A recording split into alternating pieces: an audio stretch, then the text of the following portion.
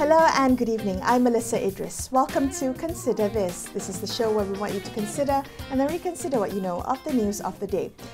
Merdeka Center's recently released National Youth Survey points to some troubling undercurrents, particularly around ethnic relations.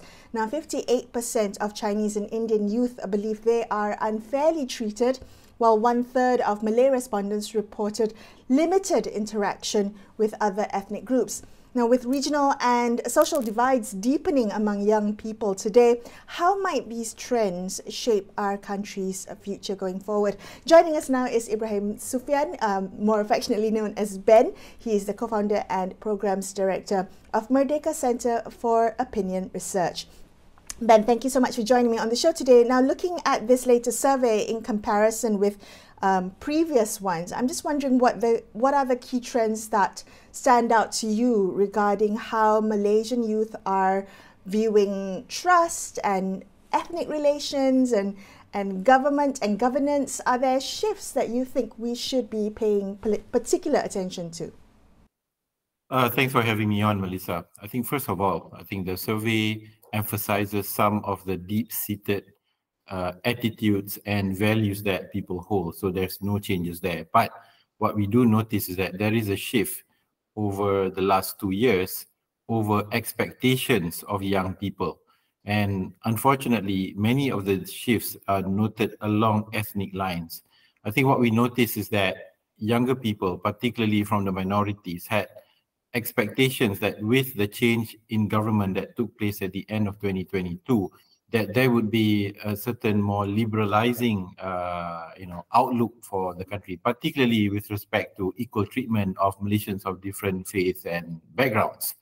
I think as time passes, I think some of that expectations have fallen, and that I think affects the way people see their outlook for the country, as well as their relationship with what they perceive to be, government priorities.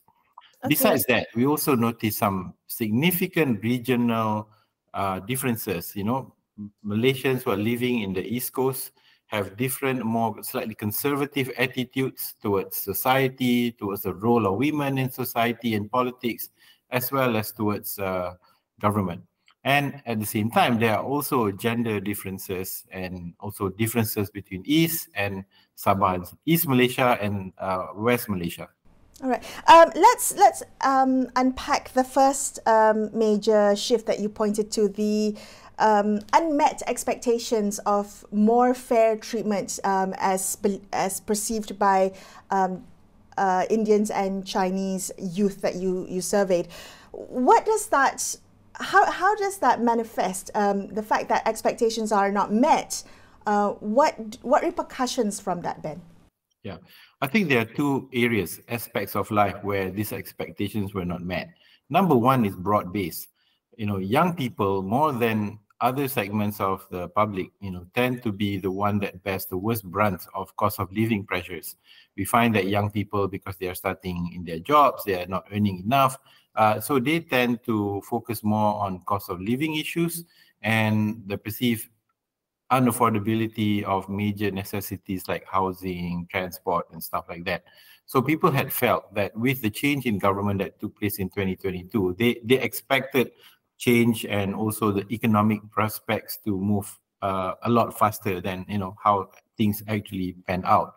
Number two, they also noted that Pakatan Harapan, which is more broad-based multicultural coalition, political coalition, have always gained the support of the minorities in this country. And yes, the minority overwhelmingly give their support to Pakatan Harapan, upwards of 85%.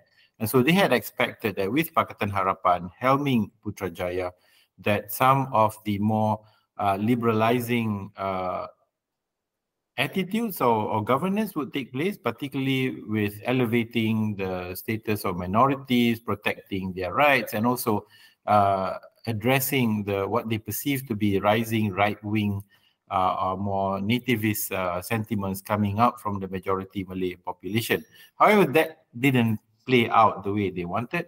The reason is because Pakatan Harapan rested on a very slim support from the majority Bumiputra Malay community, and therefore has to be cautious about trying to push through things too fast.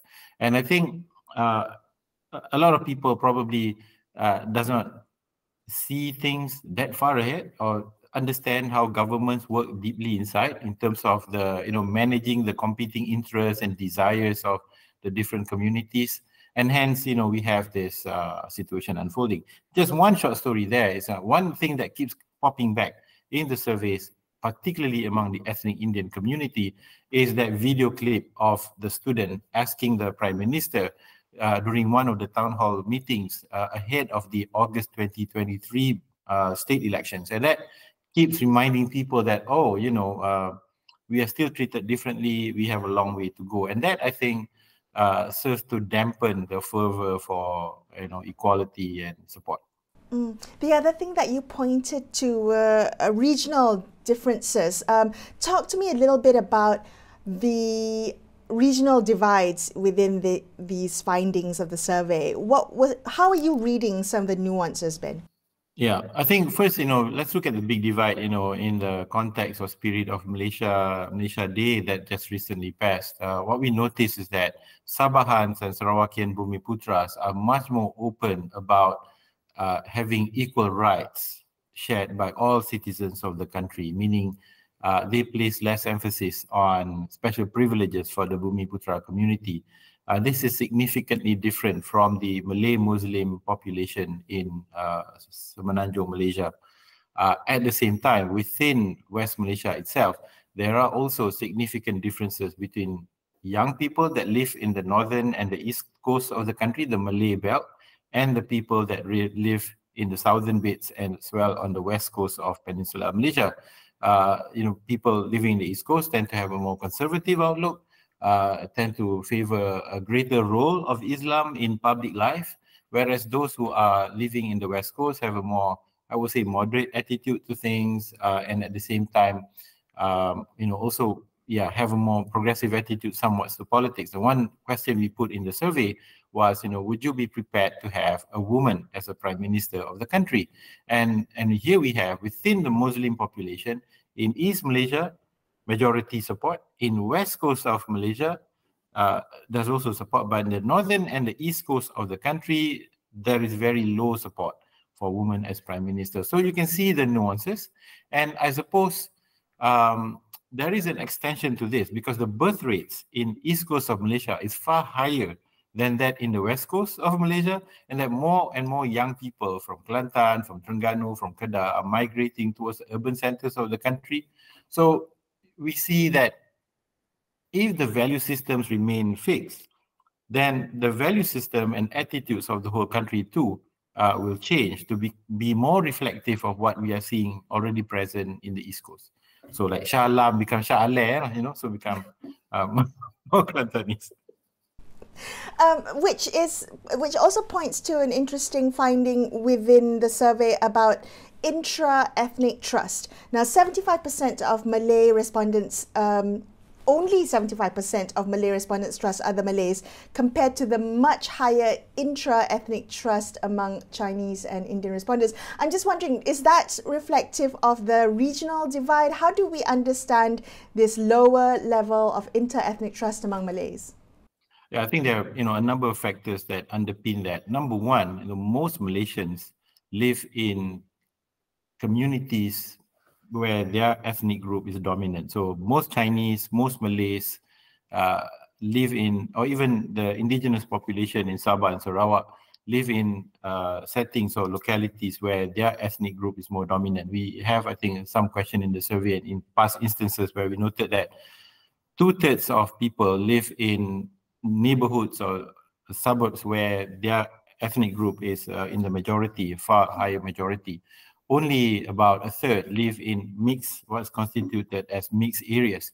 The only particular community, because they're far smaller as a minority, is the Indian community. They're more dispersed. They live in more spread out areas. And that, I think, affects the way interaction, trust, and also relationships are with members of other communities. That's one factor. The second factor is regional differences. Again, the east and west coast of Peninsular Malaysia comes into focus again. In the east coast, in Kelantan, northern Kedah, and Terengganu, you don't get a lot of diversity in the districts or the localities where people live. It's pretty much 98-95% Malay. So the only non-Malay minority would probably be a shopkeeper or service provider somewhere. So there's very limited interaction. So that affects, number one, relationships and having friends of a different ethnic group. And also it goes on further into trust because there's less interaction, and most interactions are transactional, like buy and sell, things like that. So it becomes less, I would say, less strong in some aspects of the areas. Right. Okay, so having said all this, Ben, what would you like the people in power, in government, in decision-making positions to take from this survey and address and consider and do something about? Well, first and foremost, in the first couple of slides of the survey, what we noted is that sources of information, young people, so this survey covered people 18 to 30 years old. Most of the people in this group, and I would say most is like 95%, do not get informed directly from government sources. They are getting information through social media and most likely filtered through or treated by friends, influencers, and others that they follow. So whatever news they get about what's going on around themselves and in the country are colored by those that they subscribe to on the social media platforms and the algorithms that they are subjected to. Hence, their view of government is much, much different than what maybe the government intends it to be. So government has very poor access to them, and woe is to the information minister because struggle as he may, unless he develops a more sophisticated and more pervasive information structure, it's very difficult for government to get its message across to young people in the country. That's one. Number two is that there is a disconnect between the issues that they face and their outlook for the country as a whole. When we look at the survey more deeply, we find that most people, I would say 75%, are doing generally okay, economically, socially, and fairly optimistic about their future, personal futures, personal income, personal finances. They are quite hopeful about the future, and that's a positive thing. But their outlook in terms of the country is much more dim than what they really are experiencing. So I think this is not just a problem in Malaysia, there's also a problem in developed economies like the US and other countries, because I think people are subjected to social media algorithms, and so that colors their perceptions of the world. So building, adjusting or fixing that disconnect, I think is critical for politicians moving ahead. Right. Well, Ben, thank you so much for shedding light into this fascinating survey, the findings of this fascinating survey. I appreciate your time. That was Ibrahim Suffian from Merdeka Center. We're going to take a quick break here and consider this. We'll be back with more. Stay tuned.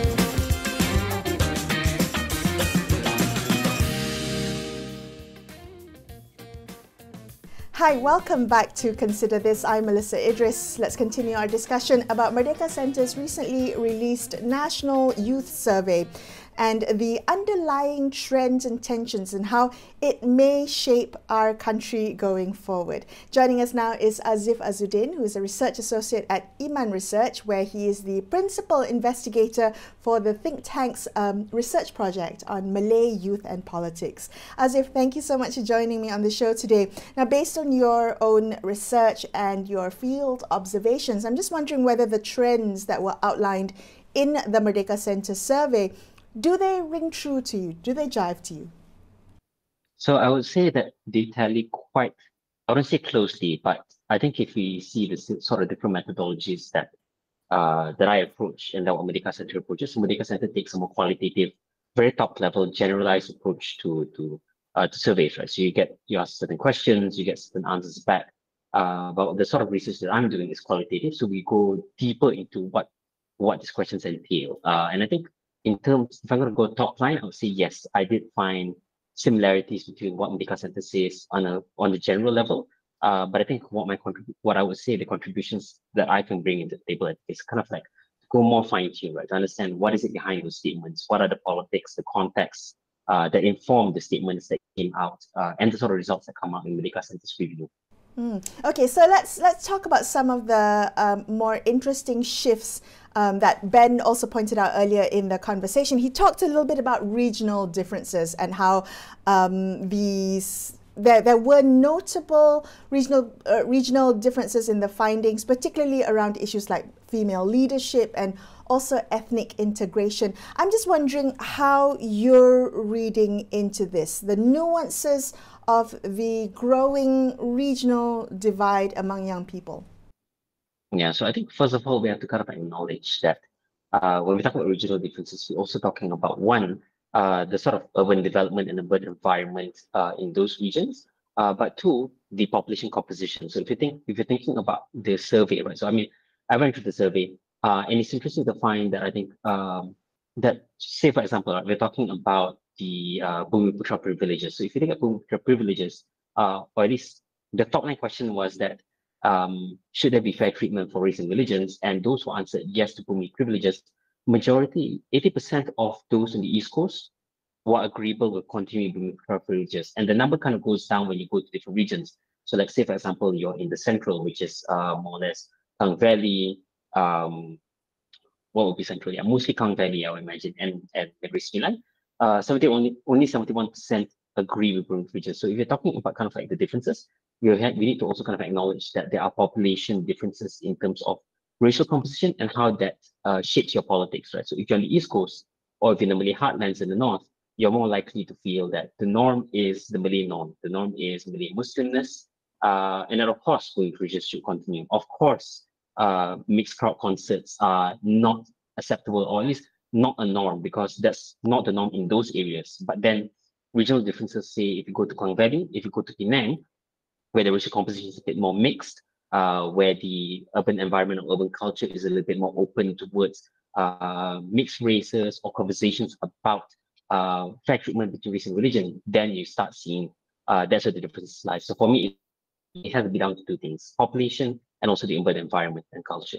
Okay. Does it concern you that there is such a divide and it's growing, particularly when we think about conversations that are happening maybe in urban centers, maybe at kind of federal level, versus conversations that are happening elsewhere in the country, and more specifically within at the East Coast? There are separate conversations. There are different narratives going around. How do we bridge that if we do want to address the growing divide? Yeah, so I think that's a very difficult answer to the question, because I mean, I've been thinking about the Malaysian question for a while now, right? This idea of multiculturalism versus assimilation.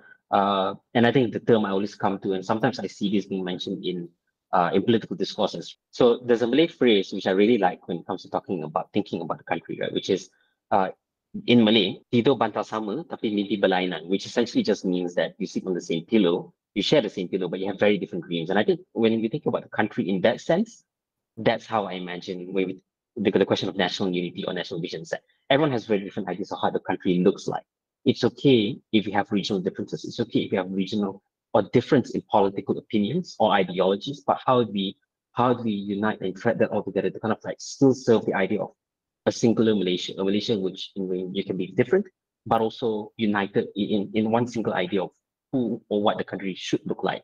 And I think that's a bit, that I think at this point in time is very difficult, because we are facing political polarization, right? Everyone has very different ideas about the country should look like. That's reflected in our political parties and the way we vote, the way we think about religion, even the way we think about race internally. Right? And I think we can come to that a little bit later, given how within the Malays, there are very different ideas of trust, of how things should look like. So yeah, it's a big task, but it's not exclusive to Malaysia.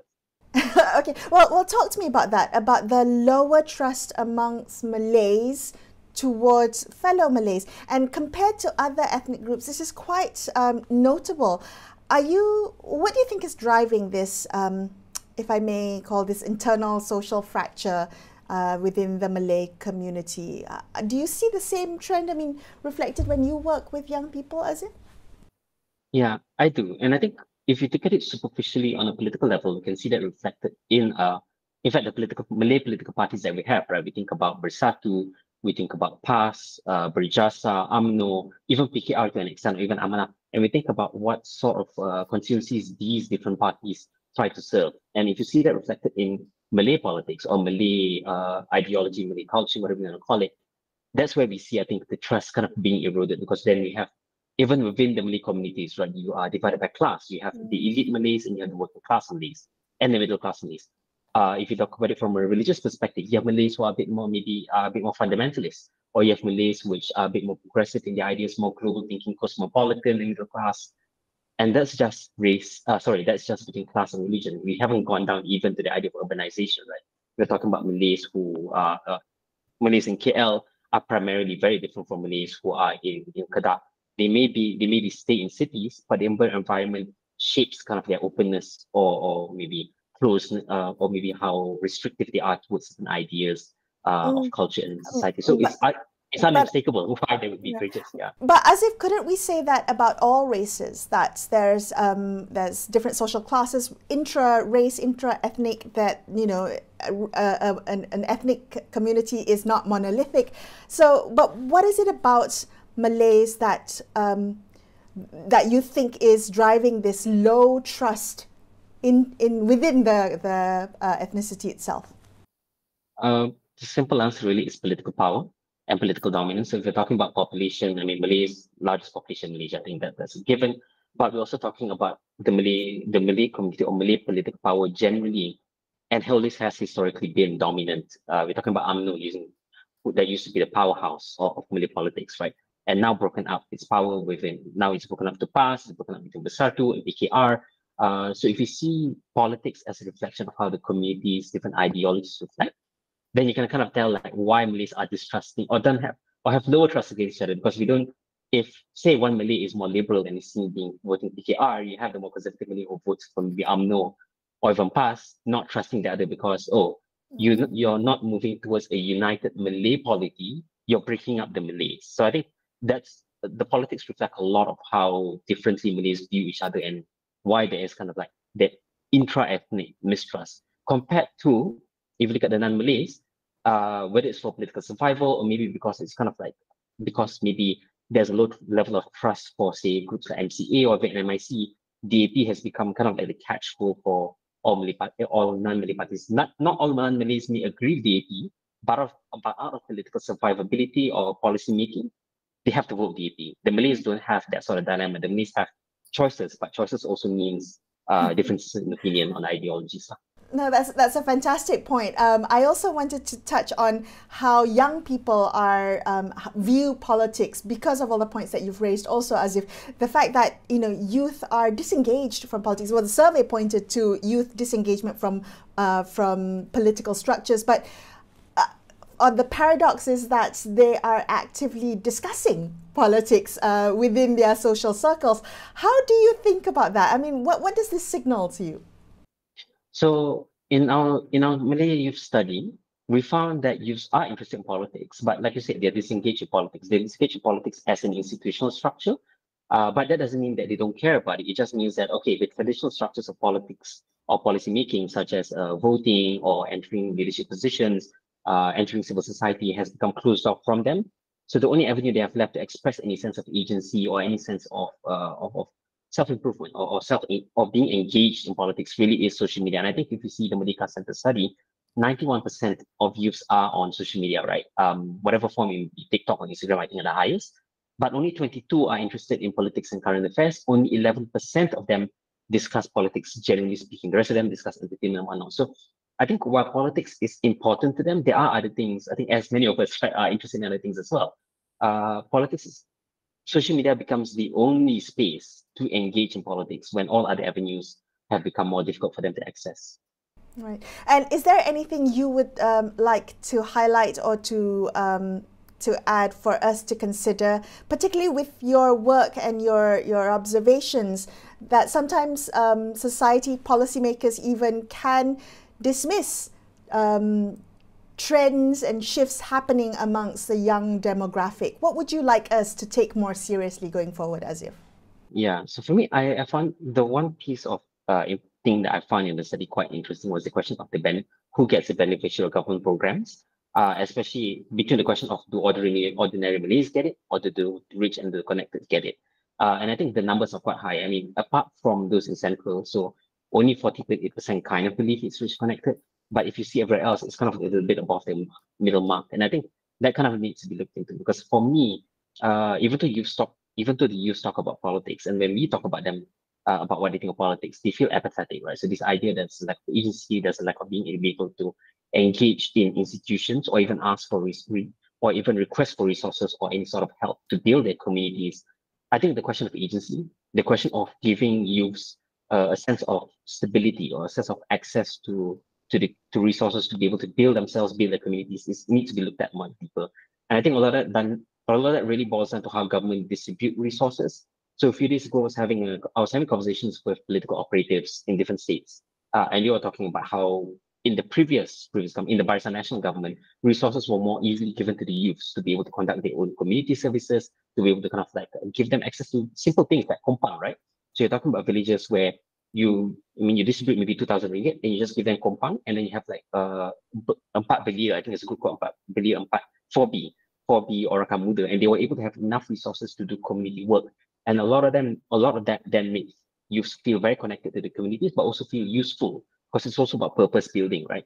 But ever since Barisan has went out of power in 2018, a lot of the information I'm getting, and it tells a lot with the youth I'm speaking to, is that a lot of these resources are no longer going to the youth. So they are trying to find anybody who's kind of able to offer them that sense of agency. And if it's political parties, they will go for it. If it's maybe bad faith actors like right groups, they may go for it, because at the end of the day, youths want to be able to have some sense of agency in their communities. And if government doesn't take that seriously, doesn't give them the resources necessary, then we're going to have a problem all the way. We're going to see a problem down the road now. Yeah. Aziff, thank you so much for sharing those fantastic insights with us. We appreciate your time. Aziff Azuddin from IMAN Research there, wrapping up this episode of Consider This. I'm Melisa Idris, signing off for the evening. Thank you so much for watching, and good night.